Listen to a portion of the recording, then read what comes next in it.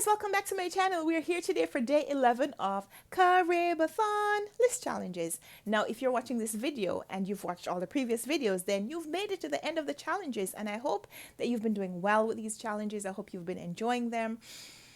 We'll do more challenges, but today we're ending challenge 11 of the Caribathon hashtag. We've been going through the hashtag, and today, being day 11, we are doing N equal something. And so N for today is next generation.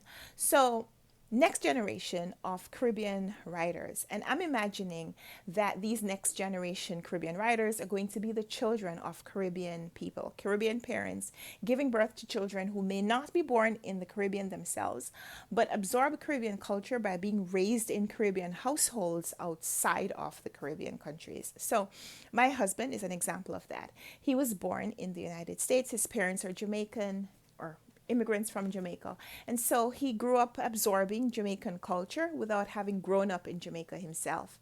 And that's kind of what I want to teach my daughter. I want my daughter to be Jamaican while also being American. Like, I want her to grow up here and have access to the opportunities that are available to her in this country. But I still want to teach her our Jamaican heritage, our Jamaican culture, teach her to love and appreciate Jamaican food and music and, just the colors and the beauty of the country. So I think about that next generation of Caribbean writer being someone who may not have grown up in the country or may not have been born in the country, but may have been raised by parents outside and raised to appreciate that heritage, have been brought back to the islands to visit and absorb a little bit more of the experience of living there, and they appreciate it. It can't be just people who have the ancestry but don't love the culture. Like, that doesn't work, right? But I'm thinking these Caribbean children who are groomed to respect their birthright of Caribbean ancestry, Caribbean heritage, Caribbean culture, and write about that experience, write about that love. And they're writing in a place where they have access to getting their books out to a wider audience. Like, I think about the books that I read in my childhood in Jamaica, books that I would love to share with you guys that are just not available here. So unless I go to Jamaica and get the books and bring them back here physically, or I can make some kind of a special arrangement with a distributor in Jamaica to have the books shipped to me overseas, it's very difficult for me to recommend books to you that you can't get access to. So I think about this next generation of Caribbean writers being people who are living in these countries, who have access to publishing and, publishing deals, and get those stories told, even though they may not have been born in the countries themselves, but they have access to that wider audience that we're all looking for. More people to appreciate Caribbean books is our objective. So, a lot of preamble to say. Today's challenge is about authors who are of Caribbean heritage, but were not necessarily born in the Caribbean country themselves. And so, I speak about authors like Derek Palacio, who wrote The Mortifications, which I absolutely enjoyed.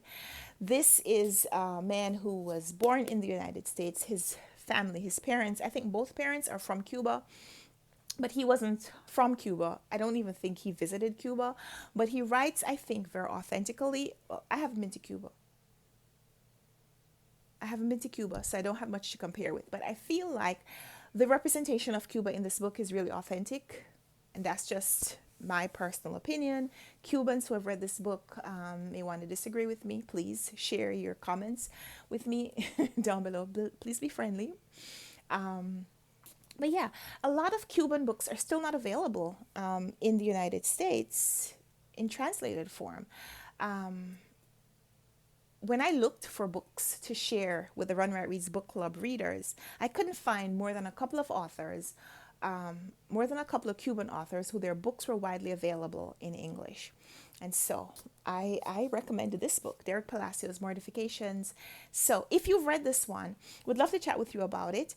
And if you have other recommendations of books by Cuban authors or authors of Cuban descent that are available in the United States or Canada or Europe, because we could get those books. We could get those books shipped to us. Then let me know that in the comments down below. So yeah, that's a perfect example, I think, of what I'm talking about. Other authors like that are Paul Marshall. Paul Marshall wrote Brown Girl Brownstones, which highlights a little bit of her Bayesian ancestry. Her father was from Barbados, but I haven't read this one yet. We're going to be reading it for the Run Right Reads book club very soon.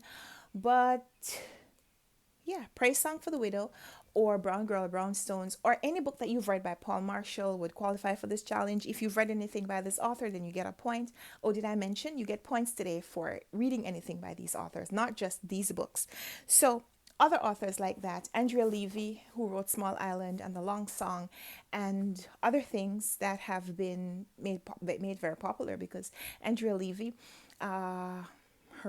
this book won the Whitbread Prize, and The Long Song was nominated for the Booker Prize, I think is how that went. Yeah. So if you've read anything by Andrea Levy, then you get a point. Other authors like that, Naomi Jackson, she wrote The Star Side of Bird Hill, and I think she has a new book maybe coming out this year, next year, sometime soon. Naomi Jackson, hi. We follow each other on Instagram. I don't know if she watches my YouTube, but yeah. Hi, Naomi Jackson. If you happen to be watching this, I really enjoyed this book, Star Side of Bird Hill. She talks a little bit about Barbados ancestry in this book as well. We're learning about sisters who were born in Brooklyn, in New York, in the United States, and being sent to Barbados to live the life that their mother had a couple of decades earlier, and it's just not possible to return to a time in the past. So there's a little bit of a culture shock for these children. I really want to read more from this author. I feel like that's such an interesting story to explore, and I want more. I want more. So yeah, other authors like that. Roxane Gay. Roxane Gay's parents, I think, are from Haiti, and she writes about Haitian culture. She writes about a lot of other things as well. Roxane Gay is famous for a lot of things. Her book, her memoir, her book Hunger, A Memoir of My Body, was very powerful. Her story collection, Difficult Women, her story collection Haiti, which talks about Haitian immigrants and people moving from Haiti and going to other places in the world. Very, very powerful. So highly recommend Roxane Gay's writing. If you haven't read anything by her, then use this as an opportunity to go do that, so you can get a point on this challenge, but also so you can develop your reading appreciation or your appreciation for Caribbean books. I don't know how that goes, but yeah, read that book. Other authors like that, Maritza and Micah Mulite, they wrote One of the Good Ones and Dear Haiti, Love Elaine.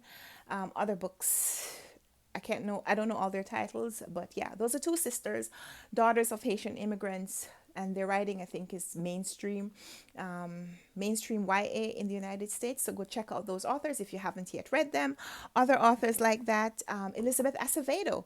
I don't think she was born in the Dominican Republic. I think her parents were, and her books have gotten a lot of positive acclaim. So yeah, those are some authors who are children of Caribbean parents who are writing Caribbean stories.